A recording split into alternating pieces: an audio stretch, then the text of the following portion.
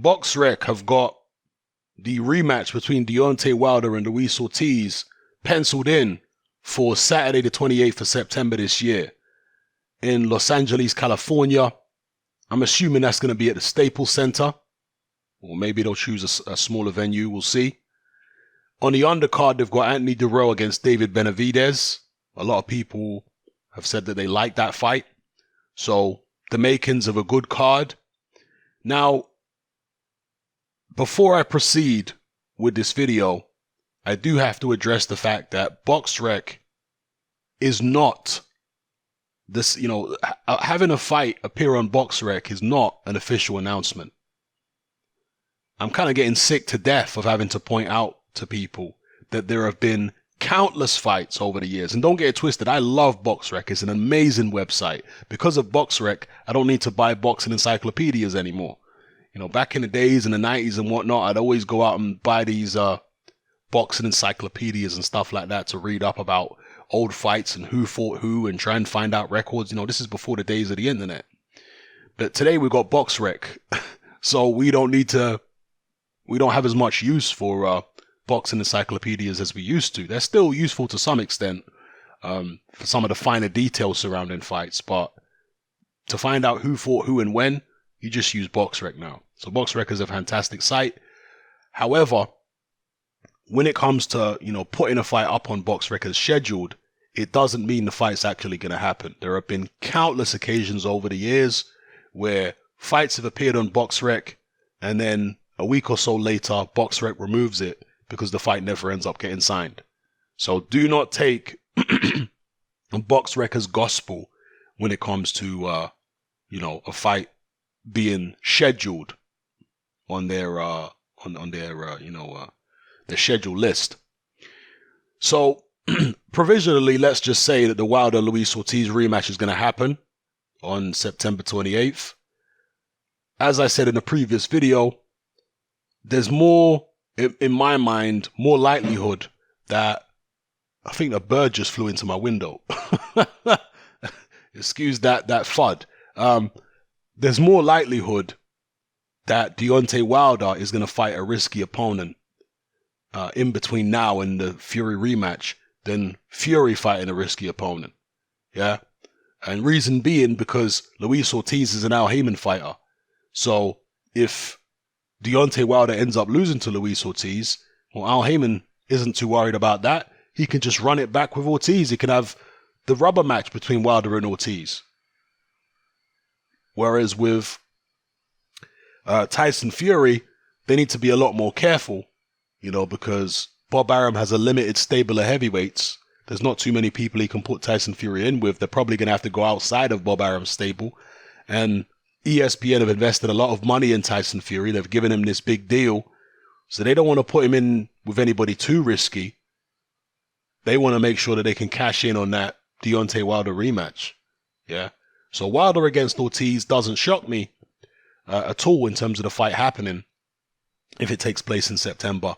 But what I will say is Luis Ortiz really has been so badly advised in his career, and if he doesn't realize it now, he'll certainly realize it, and he'll certainly be feeling it if he loses to Deontay Wilder again in a rematch. And the reason I say that is because he turned down $7 million to fight Anthony Joshua. And if he loses to Wilder, he's going to look back and say, you know what? I didn't make anywhere near $7 million for this Wilder rematch. I got beat again. If I'd taken that AJ fight, I could have beaten him. He was an easier fight. This is what I imagine Luis Ortiz will be thinking in his head. Look at what Andy Ruiz did to him. I could have done that to AJ. He's not as good as Wilder. I would have got paid a load of money, $7 million. I turned that down in favor of taking another beating from Deontay Wilder for far less money. So, look, it could be a different story if Luis Ortiz is able to win the fight. We'll see. But he's certainly not going to get $7 million for this fight. I'll be amazed. You will see me make a video say I'm shocked. Saying I'm shocked that Luis Ortiz has got $7 million or more for the Wilder rematch. I cannot imagine that he's going to get anywhere close to $7 million for the Wilder rematch. But, we'll find out in due course. So he's been badly advised as far as I'm concerned. But be that as it may, the rematch between Wilder and Ortiz is a good fight. Yeah, I would rather see Wilder fight. I would have preferred to see Wilder fight AJ early this year, obviously. I would prefer to see Wilder fight Andy Ruiz right now, but that's not possible because Ruiz is tied up with the AJ rematch. But this is one of the best fights available for Deontay Wilder. Even though it's a rematch, it is one of the best fights available. And we really are living in a golden age of heavyweight boxing because there are so many matches, not just between the champions, but between champions and challengers that can be made, which are really good matches. Wilder versus Ortiz too, that's a real good fight. Let's not get it twisted. There's this article here on Boxing Scene. And there's something quite interesting that they put in here. Because it's basically Ortiz telling people not to worry about this whole Deontay Wilder franchise champion situation. He's speaking to Dylan White and he's saying, don't worry about them making Wilder franchise champion. Just worry about calling me champion after I beat Wilder, because that's what is going to happen. I'm paraphrasing, obviously. But they say something quite curious here in this Boxing Scene article. Where is it now? Yeah, here it is. It says minor controversy ensued in the immediate aftermath, and they're talking about the first Wilder-Ortiz fight. In the immediate aftermath, as Wilder was saved by the bell and then granted an extended timeout as he was examined by a ringside physician prior to the start of round 8. Conspiracy theorists claim that the break gave the unbeaten Alabama native enough time to recover, surviving the scariest moment of his pro career to once again drop and eventually stop Ortiz in the 10th round of their instant classic. Did that fight go 10 rounds? I swear it didn't go 10 rounds, did it? Oh, it did go 10 rounds. I feel like why do I feel like the fight went 8 rounds rather than 10? Oh, my memory failing me here. But be that as it may, what on earth is this Jake Donovan talking about with regards to conspiracy theorists? What's this guy talking about? Where did he say it again? Here, right? Conspiracy theorists claim the break gave the unbeaten Alabama native enough time to recover. Well, that's not a theory. That's a fact. What's this guy talking about? I love Boxing Scene, but what this particular journalist is written here is nonsense. There's no conspiracy theory. We saw it with our own eyes. What happened at the end of, or the start of the round, where inexplicably the doctor who could have tended to Wilder in between rounds, which is what they normally do, he waited until the next round had started and then he called Wilder over and examined him then. That just don't happen in boxing. That's not normal. If the doctor's going to come to examine a fighter, he'll come in between rounds. He's not going to wait until the next round starts and then, let me examine you. So it's not a theory that gave him extra time to recover. It did give him extra time to recover. Whether it was some skullduggery going on, that we can speculate about, but given the unusual nature of what happened, I think it's very fair speculation that what we know for a fact is that it gave him extra time to recover. So it's not an opinion, it did. So I don't know what this journalist here is talking about, this Jake Donovan. Maybe he's written a lot of great articles in the past, but I do have to take exception with his the aspersions that he's trying to cast, calling people conspiracy theorists if they contend that Wilder was given extra time to recover. He was. It's not a theory. Yeah? And by the way, Boxing Scene is owned by CBS, for those of you who don't know. CBS, the parent company of Showtime. And obviously Wilder is, a fighter who's fought many times on Showtime. In the first Wilder-Ortiz fight, was it on Showtime or was it on Fox? I forget now. I'm pretty sure it was on Showtime, wasn't it? Pretty sure it was. Excuse me, where are we at? Yeah, this one. Just double check. Yeah, Showtime. It was on Showtime. Will the rematch be on Showtime or will the rematch be on Fox? Let me check here on the fly. It doesn't say at the moment. We'll see. But yeah, so I had to take exception to what they said there, because Wilder certainly did get extra time to recover at the start of that round, and then went on to win the fight. So yeah, the rematch is going to be dangerous for Wilder. Let's not get it twisted.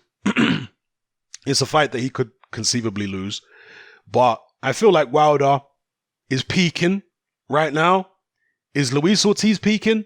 I think Luis Ortiz has already peaked, probably a few years ago. I think Ortiz, although he's still very dangerous and very viable at world level, I do think he's on the decline. I do think Deontay Wilder would have learned a lot from the first fight, and he's the guy with the height and reach at the end of the day. He's the guy who scored all the knockdowns first time around. And I think he'll be going into... got a frog in my throat, people, excuse me. He's the guy who'll be going into the rematch with even greater confidence. Hopefully not complacency, but certainly a lot of confidence. And I'm expecting Deontay Wilder to beat Luis Ortiz again. I think Ortiz will be more mindful of Wilder's power this time around, because Ortiz was quite dismissive of Wilder for a long time. You know, he was saying Wilder's not very good and this, that, and the other, and he's vulnerable, and I'm going to beat him up and destroy him. But Wilder showed Luis Ortiz who he really was in that first fight. Luis Ortiz knows the power is for real. You know, he knows that right hand is a very serious weapon, which Wilder is very skilled at landing. So it's going to be interesting if this fight actually takes place. Again, I'm provisionally saying it's going to, but you don't know 100% until it's actually signed. And even then, you know, people can pull out and whatnot. So we'll see. But it's a good fight. There's no question about it. And I look forward to seeing it. Yeah? Let me know what you guys think in the comment section below. Deontay Wilder versus Luis Ortiz, the rematch. How do you think it's going to go? Who do you think is going to win? Do you think it's going to be a replay of the first fight? Do you think it will be a knockout again and Wilder will do it earlier? Or do you think Luis Ortiz is actually going to upset the apple cart? Are we going to see a situation where we've got one Mexican and one Cuban world heavyweight champion? You know, a Mexican and a Cuban. The Mexican holding the WBC, WBA, and IBF. Excuse me, the WBO, the WBA, and the IBF titles, and the Cuban holding the WBC version.